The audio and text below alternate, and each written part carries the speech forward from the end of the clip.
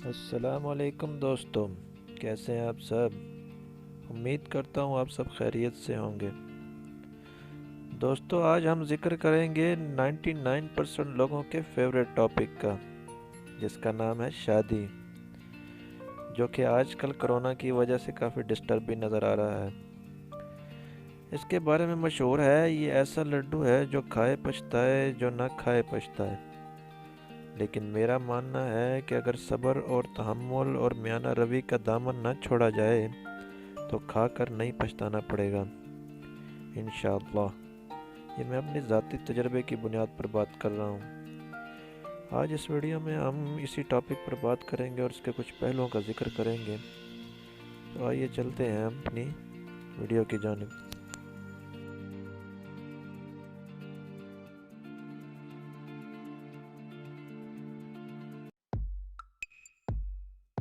حضرت انسان کو اللہ نے جب بنا دیا اور کہا جاؤ یہ جنت ہے، کھاؤ پیو اور سکون سے رہو، اس کے بنانے سے پہلے اللہ کی ذات فرشتوں سے مخاطب ہوئی کہ میں زمین میں اپنا خلیفہ بنانا چاہتا ہوں۔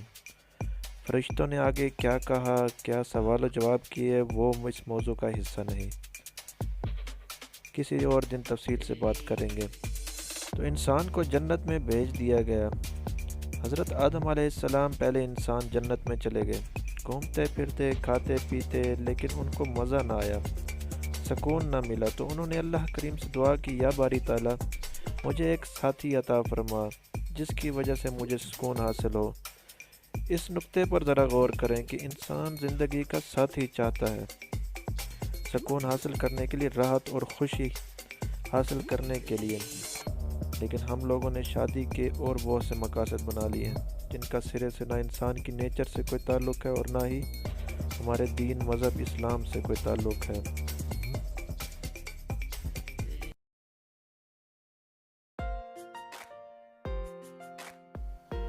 پہلی بات، جس گھر میں آپ شادی کرنے جا رہے ہیں اس میں رہنے والوں کے رویے عادات پر غور کریں کہ وہ کیسے ہیں، یعنی وہ انسانوں سے محبت کرنے والے ہیں یا سامان سے، ان کا میل جول کیسا ہے انسانوں سے، اپنے سے بلند رتبے والوں سے کیسے ملتے ہیں اور اپنے سے کم تر لوگوں سے کیسے ملتے ہیں، ان میں انا پائی جاتی ہے یا عاجزی، ان کے ملنے میں صرف دکھاوا ہے یا گرم جوشی بھی ہے، ان کے گھر اگر نوکر کوئی ہے تو اس کے ساتھ ان کا سلوک کیسا ہے۔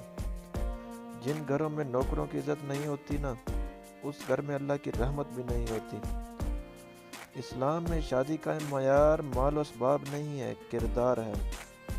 ایک بابا جی نے فرمایا تھا کہ بیٹا شادی اس گھر میں کرنا جہاں کہے لگتے ہوں، مطلب ہمیشہ خوش رہتے ہوں، ہر حال میں شکر کرنے والے لوگ ہوں، چہروں پر ان کی مسکراہٹ رہتی ہو، ایسے گھروں میں شادی کرنی چاہیے تاکہ آگے کی زندگی آپ کی بڑی آسانی کے ساتھ گزرے۔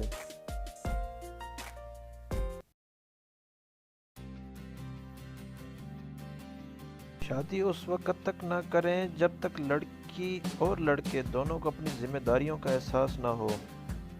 لڑکی کو ایک اچھی ماں بننے کی تربیت کریں تاکہ وہ ایک اچھی نسل تیار کر سکیں، لڑکے کو ایک اچھا باپ بننے کی تربیت دیں، لیکن ہمارا معاشرہ اس کے برعکس چلتا ہے۔ ہم لوگ کہتے ہیں کہ لڑکا پڑھا لکھا ہو، اچھی نوکری ہو، اچھا گھر ہو، شاید ہی کوئی سوچتا ہو کہ یہ اچھا باپ بھی بن جائے، اور اسی طرح لڑکی کے بارے میں بھی شاید ہی کوئی غور کرتا ہو کہ اچھی ماں بھی بنے گی کہ نہیں۔ اور میرے نزدیک یہ سب سے اہم پہلو ہے شادی کے لیے بچوں کو تیار کرنے کا، ذاتی تجربے کی بنیاد پر، کہ وہ شادی جس کا مقصد اپنے ساتھی کی وجہ سے سکون حاصل کرنا ہے، وہ یہی ہے کہ لڑکا اور لڑکی اس بات کی تربیت ان کو دی جائے کہ انہوں نے اپنی ذمہ داریاں نبھا کر کس طرح اپنے ساتھی کو راحت، سکون اور خوشی پہنچانا ہے۔ بہت سے گھروں میں سکون نہیں ہے آج کل، ازدواجی زندگیاں خراب ہیں، اگر جو چل رہی ہیں تو وہ معاشرتی دباؤ کی وجہ سے۔ محبت کے دم پر جو، یا اسلام ہمارے دین مذہب جو ہم سے ڈیمانڈ کرتا ہے یا تقاضا کرتا ہے، اس کی وجہ سے نہیں چل رہی۔ خدا را اپنے معیار بدلیں، یہ میری آپ سے ریکویسٹ ہے۔ یہ ایک چھوٹا سا پیغام تھا جو میں دینا چاہتا تھا۔ اگلی ویڈیو میں ازدواجی زندگی کس طرح گزاری جائے اس پر بات کریں گے کہ کن اصولوں پر عمل کر کے اپنے گھر کے ماحول کو اچھا بنایا جا سکتا ہے۔ یہ ذاتی تجربے کی بنیاد پر ذکر کروں گا کیونکہ میں نے ان اصولوں کو اپنانے کی حد الامکان کوشش کی اور الحمدللہ کافی میرے گھر میں سکون رہتا ہے اور زندگی بھی بڑی پرسکون گزر رہی ہے الحمدللہ۔ آپ بھی ان پر عمل کریں، انشاءاللہ فائدہ ہوگا۔ اللہ حافظ۔ سبسکرائب کیجئے ہمارے یوٹیوب چینل کو، ساتھ میں لگے گھنٹی کے بٹن کو پریس کیجئے، آل کے بٹن کو پریس کیجئے ہماری ہر نئی آنے والی لیٹسٹ ویڈیوز کی اپڈیٹ کے لیے۔